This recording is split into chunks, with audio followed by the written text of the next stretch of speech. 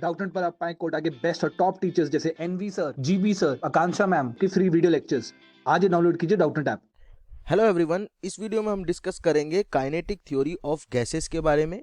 एक important chapter है जहां से डेफिनेटली एक क्वेश्चन पूछा ही जाता है, डेफिनेटली पूछा जाएगा। यहाँ से जेई मेन की अगर मैं बात करूं तो एक क्वेश्चन यहाँ से पूछा ही जाता है, क्योंकि इम्पॉर्टेंट चीज़ें यहाँ पे बहुत सारी होती हैं डिस्कस करने के लिए। क्वेश्चंस बहुत तरीके के बन सकते हैं, तो किस तरह के क्वेश्चंस बन सकते हैं उन्हें हम समझते हैं। ठीक है, तो पहला क्वेश्चन जैसा कि आप लोगों को दिखाई दे रहा है, बिल्कुल बेसिक से स्टार्ट करूंगा, फिर अच्छे क्वेश्चंस की तरफ बढ़ेंगे। पहले बेसिक क्वेश्चन समझते हैं कि वेसल है जिसका वॉल्यूम दिया हुआ है इतना, ठीक है जी, contains mixture of hydrogen and helium at 47 degree temperature and 4.15 into 10 to power 5 newton per metre square pressure. ठीक है जी, the mass of the mixture is 10 to power -2 kilogram. तो calculate the masses of hydrogen and helium in the given mixture. मतलब क्या है, मतलब ऐसा है कि मान लो अपने को कोई इस तरह का कोई वेसल दिया हुआ है। ठीक है, ये मान लो भाई कोई वेसल है, ये सिलेंडर मान लेते हैं, जनरली हम सिलेंडर समझ के यहाँ पे कैलकुलेशंस करते हैं। इस सिलेंडर में क्या है, दो गैसेज हैं और वो दो गैसेज कौन कौन सी है ये भी मैं बता देता हूँ कि एक तो है हाइड्रोजन, ठीक है, और दूसरी है हीलियम। ये बहुत मतलब डेंस होती हैं वैसे तो, मैं इनको खुला दिखा रहा हूँ। ठीक है, नीली वाली कौन सी है, नीली वाली गैस है हीलियम मान लेते हैं, और ग्रीन वाली गैस जो है वो अपनी हाइड्रोजन है। ठीक है, अब यार देखो एक चीज समझो कि अपने को दिया हुआ है हाइड्रोजन और हीलियम रखा हुआ है इसमें, ठीक। अब मास दिया हुआ है पूरे मिक्सचर का। अब देखो मैं इसका मास मान लेता हूं हाइड्रोजन का m1 और इसका मान लेता हूं m2। तो मुझे पता चल गया है कि m1 प्लस m2 जो है वो दिया हुआ है 10 टू पावर -2 किलोग्राम। पहले जो चीजें दी हुई हैं उनको समझो, ठीक। अब बोला गया है कि जो टेम्परेचर है वो टेम्परेचर रखा गया है 47 डिग्री सेंटीग्रेड। तो 47 डिग्री प्लस 273 जोड़ देंगे तो केल्विन में आ जाएगा। सारा काम हम यहाँ किस में कर रहे हैं, MKS में कर रहे हैं। ठीक है, तो 7 और 3 10 हो गया, और 7 और 4 12 2 हो गया, और ये 3 हो गया, 320 केल्विन आ गया अपने पास में टेम्परेचर। ठीक है जी, उसके बाद क्या दिया हुआ है, हमें प्रेशर दिया हुआ है। प्रेशर कितना दिया हुआ है, प्रेशर दिया हुआ है 4.15 into 10 to power 5 newton per metre square. ये तो अपना MKS में दिया हुआ है, SI में ही दिया हुआ है। ठीक है, और वॉल्यूम जो है वेसल का वो दिया हुआ है, वो वेसल का जो वॉल्यूम है जिसमें गैस भरी हुई है वो दिया हुआ है 2 into 10 to power -2 meter cube. सारी चीजें सही सलामत दी हुई है हमें। अब हमें करना क्या है, हमें निकालना है कि मास कितना होगा इंडिविजुअल हाइड्रोजन का और हीलियम का, जो कि हमने m1 m2 माना हुआ है। अब यार एक बात बताओ, इस कंटेनर में ठीक है, इस कंटेनर में जब ये गैसेस भरी हुई है तो मैं आइडियल गैस इक्वेशन लगा सकता हूँ। ठीक है, आइडियल गैस इक्वेशन लगा, आइडियल गैस मान के हम काम करते हैं काइनेटिक थ्योरी ऑफ गैसेस में। तो आइडियल गैस क्या कहती है कि प्रेशर और वॉल्यूम जो होगा ना उसका multiplication number of moles R और T के बराबर होगा। ठीक है, यही होती है आइडियल गैस इक्वेशन। अब इस जो वेसल है इसके अंदर प्रेशर होगा कितना, इसके अंदर प्रेशर होगा एक तो हाइड्रोजन के कारण और एक होगा हीलियम के कारण। तो इसको मैं क्या लिख सकता हूं कि हाइड्रोजन का प्रेशर प्लस हीलियम का प्रेशर, ये टोटल प्रेशर हो गया। ठीक है, वेसल के अंदर का प्रेशर लिखते हैं ना P, तो ये प्रेशर आ किसके कारण रहा है, एक तो हाइड्रोजन के कारण एक हीलियम के कारण। ठीक है, इनटू वॉल्यूम लिख दिया। अब n क्या है, n है number of moles of the gas. अब number of moles of the gas कैसे लिखते हैं हम, वो लिखेंगे number of moles of hydrogen, तो n1 लिख देता हूं, plus number of moles of helium n2 लिख देता हूं, into RT, total number of moles in the vessel होता है। ठीक है, टेम्परेचर और R तो कांस्टेंट है और टेम्परेचर कांस्टेंट है, टेम्परेचर दिया हुआ है 320, तो ये सारी चीजें ऐसे हो गई।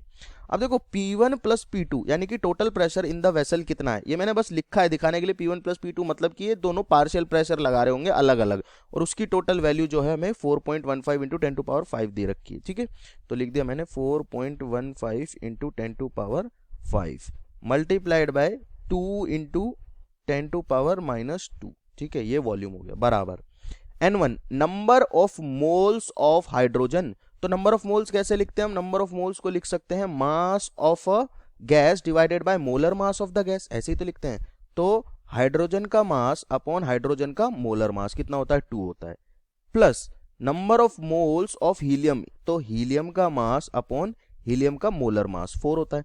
लेकिन हम ये होता है ग्राम में, हमें लिखना है किलोग्राम में, तो किलोग्राम में लिखना है तो 10 टू पावर -3 से मल्टीप्लाई करके लिखते हैं नीचे, ठीक है। तो इंटू 10 टू पावर -3 हो गया, ठीक है। हाइड्रोजन का molar mass plus m2 upon 4 into 10 to power -3।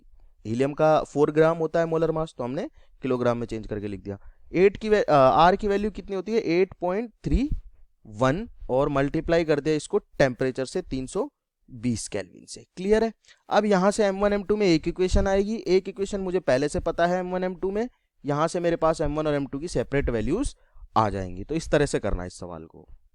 तो इसे सॉल्व करूंगा तो मेरे पास आएगा 2m1 प्लस m2 बराबर 12.48 इंटू 10 टू पावर -3। ये हो गई इक्वेशन नंबर 1, ठीक है। और इक्वेशन नंबर 2 कितनी है, दोनों का मास m1 प्लस m2 जो दे रखा है वो दे रखा है 10 टू पावर -2। अब दो इक्वेशन है यार, इन्हें सॉल्व नहीं कर सकते क्या, ठीक है। तो मैथ्स का पार्ट बच गया है, यहां तक मैंने आपको सॉल्व करके दे दिया है, इसे सॉल्व करो और अपना आंसर निकालो। क्लियर। नेक्स्ट सवाल पे बढ़ते हैं। अब देखो भाई अगला सवाल क्या है। अगले सवाल में दिया गया है कि container shown in figure has 2 chambers separated by a partition of volume V1 बराबर 2 लीटर एंड V2 बराबर 3 लीटर। चेम्बर कंटेन N1 बराबर 4 मोल एंड N2 बराबर 5 mole of an ideal gas at pressure 1 atm and 2 atm। Calculate the pressure after the partition is removed and the mixture attains equilibrium. मतलब क्या है, मतलब ये है कि यहाँ पे कोई गैस भरी हुई है, यहाँ पे कोई दूसरी गैस भरी हुई है ना। दोनों तरफ प्रेशर अलग है, वॉल्यूम अलग है और नंबर ऑफ मोल्स अलग है। अब हम क्या करते हैं, जैसे ही इस पार्टीशन को हटा देंगे, ये जो पार्टीशन है ना ये हट जाएगा, तो क्या हो जाएगा, तो ये गैस मॉलिक्यूल्स आपस में मिक्स होने लग जाएंगे, मिक्स होने लग जाएंगे, मिक्स होने लग जाएंगे, मस्त आराम से मिक्स हो जाएंगे। तो उस टाइम पे जब ये मिक्स हो जाएंगे तो कितना प्रेशर ये डेवलप कर लेंगे वो हमें फाइंड करना है। तो क्योंकि आइडियल गैस है तो फॉर लेफ्ट साइड के लिए मैं क्या लिख सकता हूँ, यहाँ पे देखो टेम्परेचर है P1, वॉल्यूम है V1 और नंबर ऑफ मोल है N1। तो लेफ्ट साइड के लिए मैं लिख सकता हूँ P1 V1 बराबर N1 R T1, ठीक है। और राइट साइड के लिए क्या लिख सकता हूं मैं, P2 V2 is equals to N2 R T2, यही लिख सकता हूं। क्लियर है। अब जैसे ये पार्टीशन हटाया जाता है, ये पार्टीशन जैसे हटाया जाता है तो भाई टोटल नंबर ऑफ मोल्स कितने हो जाएंगे जैसे ही पार्टीशन हटाया जाता है, ठीक है। तो मैं लिख देता हूं पार्टीशन को हटाने के बाद, यानी कि after partition is removed. Partition को जैसे ही हटा दिया गया है तो क्या हो जाएगा भाई, गैस दोनों मिक्स हो जाएंगे, मिक्स हो जाएंगी तो टोटल प्रेशर हो गया मान लो P इक्विलिब्रियम का, ठीक है। वॉल्यूम कितना हो जाएगा, दोनों का मिक्स हो जाएगा V1 प्लस V2, ठीक है, बराबर नंबर ऑफ मोल्स कितने हो जाएंगे, दोनों के मिक्स हो जाएंगे, यानी कि N1 प्लस N2, ठीक है जी। R तो ऐसा का ऐसा ही बैठा रहेगा और टेम्परेचर हो जाता है मान लो T। क्लियर है। तो हमारे पास 3 इक्वेशन है, पहली इक्वेशन ये है, दूसरी इक्वेशन ये है और तीसरी इक्वेशन हमारे पास ये आ गई है। क्लियर है। अब इसमें से मुझे P1 पता है, V1 पता है, N1 पता है, P2 पता है, V2 पता है, N2 पता है। मुझे पता क्या नहीं है, मुझे T1 नहीं पता, T2 नहीं पता, T नहीं पता और P नहीं पता। 4 वेरिएबल है, 3 इक्वेशन है, कभी सॉल्व नहीं हो सकती, कभी भी सॉल्व नहीं हो सकती। अब मैं क्या करूंगा, अब मैं जाऊंगा अपना पुरानी मेमोरी में कि भाई मैंने जो काइनेटिक थ्योरी ऑफ गैसेस पढ़ा उसमें क्या पढ़ा है। उसमें मुझे ये पता है कि एनर्जी जो होती है ना किसी भी पर्टिकुलर n मोल की, तो वो होती है n 3/2 nRT, यही होती है, ठीक है। n मोल की एनर्जी होती है, ऐसे पढ़ा होगा ना, E is equals to 3/2 RT, ये पर मोल, एक मोल की एनर्जी होती है। अगर n मोल की निकालनी है तो n मोल की काइनेटिक एनर्जी कितनी हो जाएगी, 3/2 nRT, ठीक है। तो यहाँ तक मुझे समझ में आ गया, ठीक है, कि भाई nRT 3/2 nRT की वैल्यू होती है अपनी एनर्जी के बराबर। अब मुझे एक चीज पता है कि इनिशियली इनके पास जितनी एनर्जी है E1 इधर वाले मॉलिक्यूल्स के पास, और इधर वाले मॉलिक्यूल्स के पास जितनी एनर्जी है E2, इसको जब मैं हटा दूंगा तो भाई टोटल एनर्जी तो कांस्टेंट ही रहेगी। मतलब हमने कुछ नहीं किया है, हमने ना प्रेशर बढ़ाया ना टेम्परेचर, हमने बाहर से कोई भी काम नहीं किया है, कुछ इस पे इफेक्ट नहीं डाला है। ये समझो कि ये भी भाई लॉकडाउन में आ चुका है। अब लॉकडाउन में आ गया तो अंदर क्या होगा, जैसे घर में आप बैठे हुए हो ऐसे बैठे रहोगे, कोई एनर्जी में चेंज नहीं, ठीक है। जितनी एनर्जी थी उतनी एनर्जी है। बाहर जाते हो तो भाई काम वाम करते हो, थकते हो, स्कूल जाते हो, कोचिंग जाते हो, वापस आते हो, रेस्ट करते हो। घर में क्या है, सारा खाना मिल रहा है, मस्त आराम से मम्मी बना के दे रही है। तो बस इनका भी वही हाल है कि इनिशियली इधर एनर्जी थी इनके पास में E1, इनके पास थी E2, ठीक है। तो भाई इधर वाली एनर्जी जो है वो फाइनल एनर्जी के बराबर होगी। क्लियर है ये बात तो, ठीक है भैया। अब फाइनल एनर्जी कितनी होगी और इनिशियल एनर्जी कितनी वो लिख लेता हूँ। तो इनिशियल एनर्जी देखो ये हो जाएगी 3/2 N1 R T1, ये हो जाएगी भाई इधर वाले की एनर्जी, ठीक है, क्योंकि N मोल की एनर्जी कितनी हो 3/2 nRT, तो E1 कितना हो गया अपने पास 3/2 N1 मोल है, इधर टेम्परेचर T1 है, ठीक है, प्लस इधर वाले की एनर्जी कितनी है 3/2 N2 मोल्स है, R T2 टेम्परेचर ही होगी। ये बराबर होनी चाहिए किसके, जब ये दोनों मिक्स हो जाते तो कितने मोल्स हो जाते हैं N1 प्लस N2 और टेम्परेचर हो जाता है T, ठीक है। अब वेरिएबल हमारे पास में चौथा आ गया T1 T2 की फॉर्म में और T की फॉर्म में। अब हमारे पास 4 इक्वेशन बन चुकी है और 4 ही वेरिएबल। अब देखो कैसे सॉल्व करेंगे इसको, आसानी से सॉल्व किया जा सकता है कि मुझे पता है कि मैं nRT को 2/3 टाइम्स E लिख सकता हूँ, nRT को लिख सकता हूँ 2/3 टाइम्स E लिख सकता हूँ ना यहाँ से nRT को, तो nRT को मैं 2/3 टाइम्स E लिख सकता हूँ, क्लियर ये बात। तो उसके अलावा मैं N1 R T1 को क्या लिख सकता हूँ, देखो P1 V1 लिख सकता हूँ। तो यहाँ से मैं क्या लिखूंगा N1 R T1 को मैं एलिमिनेट करके लिख देता हूँ P1 V1 और ये आ गया 3/2 प्लस इसको अगर मैं हटाऊं nRT2 को तो क्या लिख सकता हूँ P2 V2, तो मैंने लिख दिया 3/2 P2 V2 बराबर इधर क्या लिख सकता हूँ 3/2 N plus N2 RT, N plus N2 RT, इसको लिख सकता हूँ P V1 प्लस V2, तो मैंने लिख दिया प्रेशर जो फाइनल हो जाता है V1 प्लस V2, ठीक है। अब भैया 3/2 से 3/2 कैंसिल आउट हो गया, P1 की वैल्यू है, V1 की वैल्यू है, P2 की वैल्यू है, V2 की वैल्यू है, V1 V2 दोनों की वैल्यू, P की वैल्यू आ जाएगी। तो P की वैल्यू क्या आ जाएगी, देखो P की वैल्यू यहाँ से निकल के आ जाएगी P1 V1 plus P2 V2 upon V1 plus V2। अब तो भैया सारा खेल रह गया अपना जो वैल्यूज है उसके पुट करने का ना, मैथ्स का काम रह गया। तो P1 V1 कितना है, देखो P1 है 1 ATM, ठीक है, P2 है 2 ATM और V1 है 2 लीटर और V2 है 3 लीटर। तो इसको चेंज करके लिख लेते हैं 1 × 10⁵ पास्कल में आ जाएगा, इंटू V1 है 2 लीटर प्लस ये 2 × 10⁵ पास्कल में आ जाएगा, V2 है 3 litre upon V1 plus V2 दोनों कितना है 2 + 3 यानी कि 5 लीटर, ठीक है। तो P की वैल्यू कितनी आ जाएगी, प्रेशर की वैल्यू आ जाएगी अपने पास में भैया, देखो ये आ जाएगा 10⁵ तो बाहर आ जाएगा, ये बनेगा 2 और ये बन जाएगा 6, 8/5, ठीक है। तो ये आ जाएगा अपने पास में 1.6 × 10⁵ पास्कल, या मैं बोल सकता हूँ इसको 1.6 ATM, ठीक है। तो ये आ गई प्रेशर की फाइनल वैल्यू, इतना हो जाएगा प्रेशर। आगे समझ में, तो भैया ऐसे ही सवाल करते चलेंगे, बढ़िया बढ़िया सवाल, अच्छे अच्छे सवाल, और वेरिएबल वगैरह देख लोगे और काइनेटिक थ्योरी ऑफ गैसेस की बेसिक इक्वेशन समझ में आती है तो कहीं से भी कुछ भी निकाल सकते हैं। इसमें बस आपको करना क्या होगा, आपको बहुत सारे formulas on your finger tips होने चाहिए। अगर फॉर्मूलाज आपको ढंग से आते हैं तो कहीं पे भी कोई सा भी फॉर्मूला घुसेड़ के आप आंसर निकाल सकते हो। अब यार मैं आपको एक काम की चीज बताता हूं जिसे लोग बहुत अंडर एस्टिमेट करते हैं, बहुत इंपॉर्टेंट है, लेकिन वो है ग्राफ। कैसे कि पीवी डायग्राम मुझे दे दिया गया है, टेम्परेचर पॉइंट ए का बताया गया है भाई T0, यहाँ पे टेम्परेचर बता दिया है मुझे कितना है, ये ए पॉइंट का टेम्परेचर है T0, ठीक है। अब आगे क्या पूछ रहा है, आगे पूछ रहा है भाई कि बी और सी का टेम्परेचर बताओ और पीटी और वीटी डायग्राम ड्रॉ करो। पीवी डायग्राम दे रखा है, पीटी वीटी डायग्राम बनवा रहा है। इसका मतलब क्या है, इसका मतलब यह है कि इस क्वेश्चन के थ्रू मैं आपको थर्मोडायनेमिक प्रोसेसेस सिखाने की कोशिश कर रहा हूं। एक प्रोसेस से कैसे कन्वर्ट किया जाए दूसरे में, कैसे टेम्परेचर निकाला जाए, कैसे सारे काम किए जाएं, ये चीज आपको समझ में आ जाएगी, ठीक है। चलो भाई सीखते हैं। भाई यहाँ पे क्या हुआ, ये देखो यहाँ पे क्या हुआ, यहाँ पे टेम्परेचर T0 दिया हुआ है, ठीक है। तो मैं क्या करता हूँ, ए से बी का प्रोसेस लेता हूँ, ए से और बी का, ठीक है। ए से बी में प्रोसेस इस तरह जा रहा है, मतलब कि प्रेशर जो है वो इंक्रीज हो रहा है और वॉल्यूम जो है वो कांस्टेंट है। ए से बी में वॉल्यूम कांस्टेंट है, यहां लिख देता हूं मैं, ठीक है।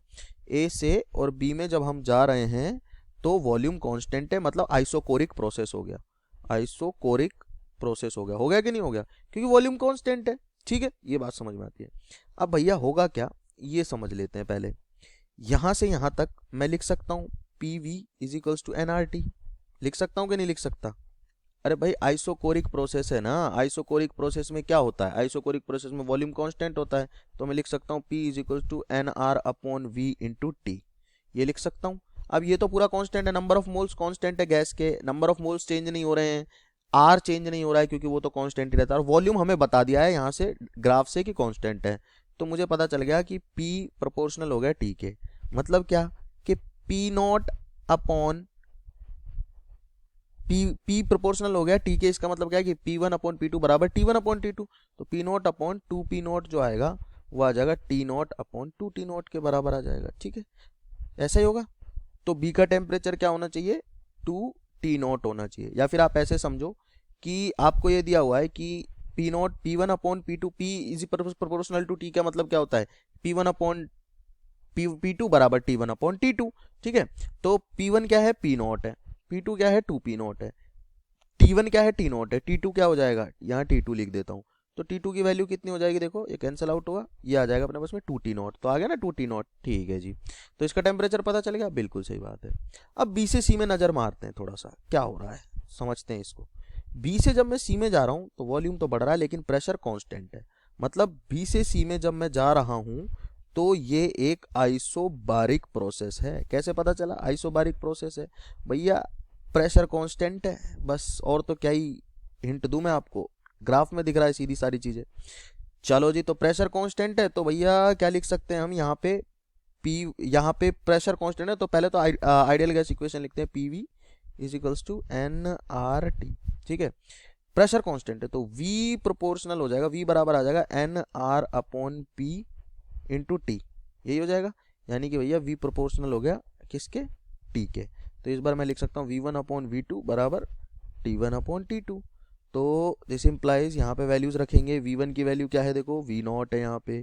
ठीक है, ये हो जाएगा V1, B का, B से C में जा रहे हैं ना, तो B का वॉल्यूम कितना है V1 V नॉट, और C का कितना है 2V नॉट, तो V1 अपॉन V2 तो लिखते हैं V not upon 2V not बराबर टेम्परेचर B का मैंने पता कर लिया 2T नॉट है, C का मुझे निकालना है तो लिख देता हूँ भाई 2T नॉट और divided by TC, temperature of C। अब ये V नॉट से V नॉट कैंसिल आउट हो गया, TC की वैल्यू आ गई 4 टाइम्स T नॉट।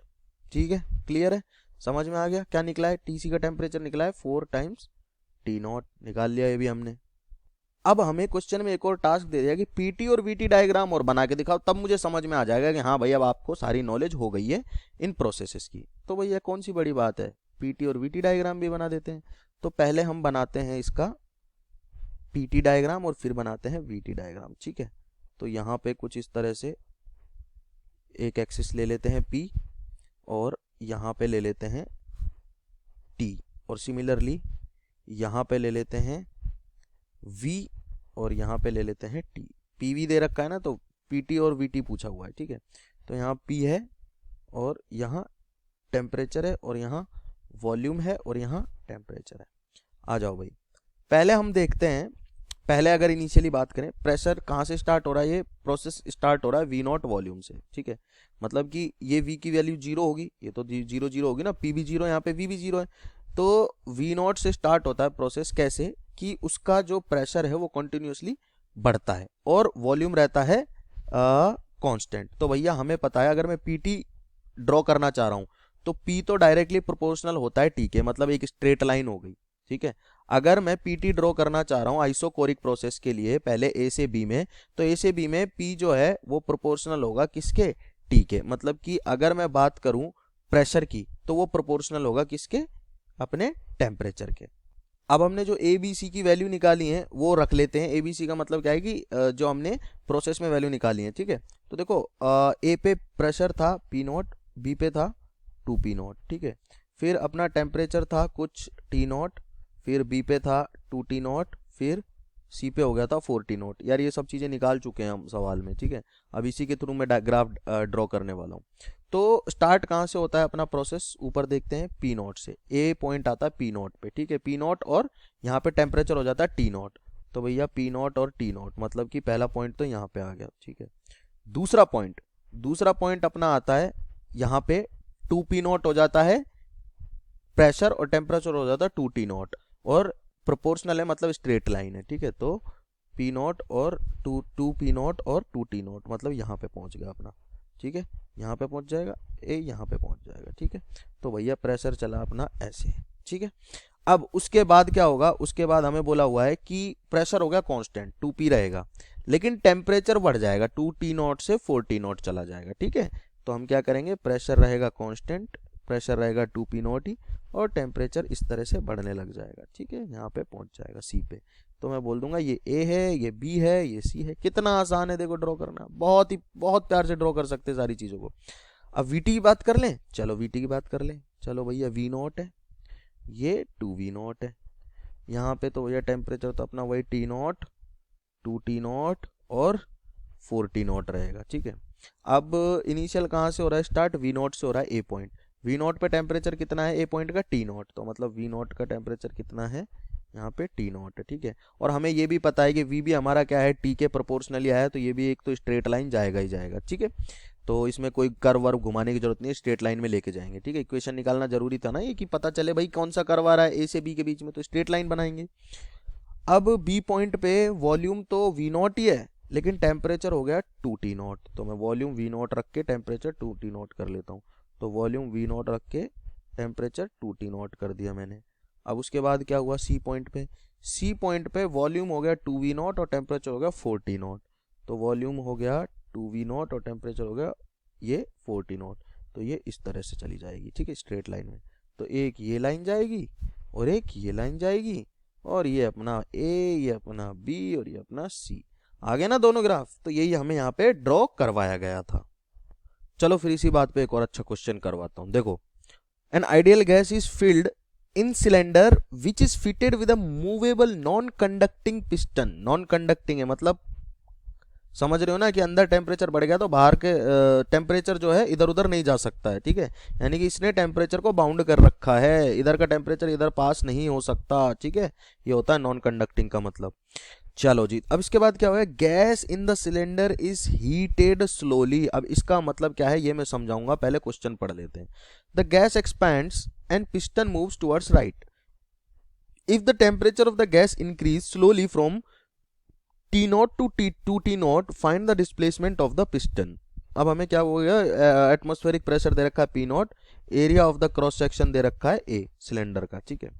देखो भाई, हीटेड स्लोली का क्या मतलब है, हीटेड स्लोली जब लिख दिया है ना, तो इसका मतलब ये है कि हमने इसको ये यहाँ पे ये हीट के लिए अपने सोर्स लगाया हुआ है, इतनी स्लो हीट करेंगे, इतनी स्लो हीट करेंगे, इतनी स्लो हीट करेंगे कि जैसे ही यहाँ के मॉलिक्यूल के पास काइनेटिक एनर्जी आएगी ना, जैसे काइनेटिक एनर्जी तो बढ़ेगी, टेम्परेचर होती के प्रोपोर्शनल होती है, तो वो क्या करेंगे, यहाँ पे जाके प्रेशर बढ़ाने की कोशिश करेंगे, ठीक है, गैस का प्रेशर बढ़ाने की कोशिश करेंगे। लेकिन होगा क्या, वो इतना स्लो प्रोसेस हो रहा है, इतना स्लो प्रोसेस हो रहा है कि वो जाके बस वर्क कर देंगे, मतलब कि वो वॉल्यूम को एक्सपांड कर देंगे रादर देन प्रेशर को एक्सपांड करने के। जब हम स्लोली हीट करते हैं ना, तो ये याद रखना, जब भी हीटेड स्लोली आपको लिखा दिया जाए तो प्रेशर जो है वो कांस्टेंट होता है।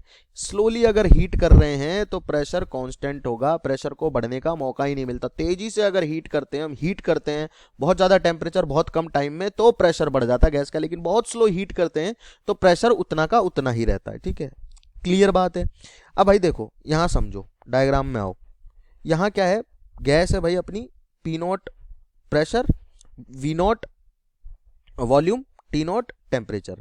यहाँ बाहर ओपन है ये, ठीक है, ओपन है इस तरफ से, तो यहाँ पे प्रेशर कितना होगा, एयर का भी P0 ही होगा, ये हमें लिखा हुआ है एटमॉस्फेरिक प्रेशर, ठीक है। अब होता क्या है कि ये जैसे जैसे जैसे जैसे जैसे जैसे टेम्परेचर बढ़ता जाता है, बढ़ता जाता है, तो ये गैस वर्क करने लगती है, और वर्क कैसा होता है, कांस्टेंट प्रेशर पे, मतलब आइसोबारिक प्रोसेस है, ठीक है। वर्क करेगी तो वर्क कितना होता है भैया, PdV होता है ना आइसोबारिक प्रोसेस में, डेल्टा V क्या होता है अपना, वॉल्यूम में चेंज होता है, ठीक है। तो वैसे भी अपन सोच सकते हैं बेसिक चीजें। तो मान लेता हूं कि ये पिस्टन घूम के, मतलब चल के, मूव करके कुछ यहाँ पहुंच गया, ठीक है, यहाँ पहुंच गया ये पिस्टन। अरे यार, इसको सही से बना लेता हूं मैं। ये मानो कि पिस्टन जो है वो घूम के कुछ इस तरह से और यहाँ पे पहुंच गया है, ठीक है, बस समझ लो ये पिस्टन है, ठीक है। ये यहाँ पहुंच गया, मतलब कि कितनी दूरी चला, x दूरी चल दिया, ठीक है। अब x दूरी चला तो हुआ क्या, अब ये पिस्टन यहाँ से यहाँ पहुंच गया, तो मतलब गैस जो है अब वो यहाँ से और यहाँ तक एक्सपेंड हो गई। अब एक्सपेंड हुई है तो उसका वॉल्यूम कितना हो गया, गैस का फाइनल वॉल्यूम हो गया गैस का V0 प्लस AX, ठीक है। ये देखो, ये इसका क्रॉस सेक्शन एरिया है A, और x दूरी में अगर ये बढ़ गया है तो इसका मतलब कितना, ये डेल्टा वी हो गया, मतलब कि एक्सपेंशन इन द वॉल्यूम कितना आ गया, AX आ गया। इनिशियल वॉल्यूम पता है मुझे, फाइनल टेम्परेचर TF कितना हो गया, फाइनल टेम्परेचर 2T नॉट हो गया। ठीक है भैया, अब क्या करते हैं, अब बेसिक चीज़ है यार, अब हमको सब कुछ पता है इसमें कि आइडियल गैस इक्वेशन जो है वो तो सेम ही रहेगी। ठीक है, यानी कि इनिशियली मैं लिख सकता हूँ कि P नॉट V नॉट बराबर, अगर n नंबर ऑफ मोल्स हैं, R गैस कांस्टेंट है तो T नॉट लिख सकता हूँ।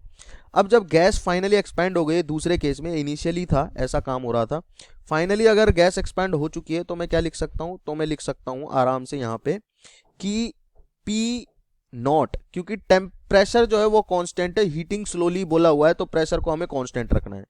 V नॉट क्या हो जाएगा, वॉल्यूम क्या हो जाएगा, V नॉट प्लस AX। ठीक है, ये हो जाएगा, और ये बराबर होगा, नंबर ऑफ मोल्स तो भाई चेंज नहीं होंगे, गैस ना तो हमने मिक्स किए ना हमने निकाली है, उतनी की उतनी है, तो NR, और टेम्परेचर हो गया अपना 2T नॉट। ठीक है, अब यार यहाँ से बहुत सारी चीज़ें हम निकाल सकते हैं, देखो करके देखो डिवाइड, ये इक्वेशन 1 है, ये इक्वेशन 2 है, हमें निकालना क्या है, हमें निकालना है डिस्प्लेसमेंट यानी x की वैल्यू निकालनी है। ठीक है, तो इसको डिवाइड कर देते हैं, तो भैया ये तो P नॉट से P नॉट कैंसिल आउट हो गया, NR T नॉट से NR T not cancel out हो गया, तो बचा क्या हमारे पास, V not upon V not plus AX बराबर 1/2। ठीक है, यहाँ से अगर मैं नीचे आता हूँ तो ये बन जाएगा 2V नॉट बराबर V not into V not plus AX, और दिस इम्प्लाइज V नॉट बराबर आ गया AX, और मैं लिख सकता हूँ कि जो X होगा वो हो जाएगा V नॉट अपॉन A। ये हो गया अपने पास में simply displacement of the piston, यही आएगा आंसर। तो आई होप आप लोगों को यार ये क्वेश्चंस क्लियर हुए हैं, अच्छे अच्छे क्वेश्चंस थे जो जनरली जेई मेंस में पूछे जाते हैं। इसी तरह के क्वेश्चन जो हैं वो जेई मेंस में पूछे जाते हैं, जो कॉन्सेप्ट डिस्कस होते हैं वो मैं यहाँ कर चुका हूँ। अब बहुत सारे ढेर सारे क्वेश्चंस आपको प्रैक्टिस करने हैं। मिलते हैं नेक्स्ट वीडियो में। अगर ये वीडियो अच्छा लगा तो लाइक करें, शेयर करें इस वीडियो को जितना ज़्यादा हो सके। Thank you. क्लास 6 से 12 से लेके नीट, IIT, जेई मेंस और एडवांस के लेवल तक 10 मिलियन से ज़्यादा स्टूडेंट्स का भरोसा। आज ही डाउनलोड करें डाउटनेट ऐप या व्हाट्सएप कीजिए अपने डाउट्स 8400 400 400 पर।